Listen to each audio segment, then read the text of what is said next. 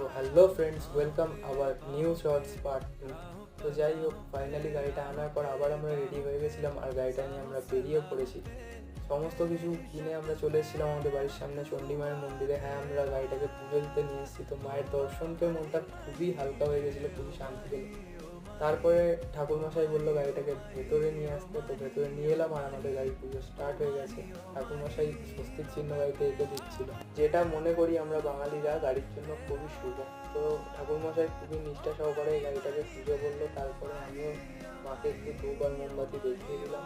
তো ফাইনালি আমাদের গাড়ির পুজোর দান হয়ে গেছে। এবার আমরা বেরিয়ে পড়েছি বাড়ির রওনা, কারণ যার রোদ গরমে থাকা যাচ্ছে না গাড়ি। তো ফাইনালি আমরা পাড়ায় এসে গেছি আর এই প্রথম আমি আমার গাড়ি বাড়িতে তুলব। তো যাই হোক, আজকের শর্টসটা এতটাই। কেমন হলো কমেন্টে অবশ্যই জানাবে অ্যান্ড সাবস্ক্রাইব করবে। তো বাই বাই।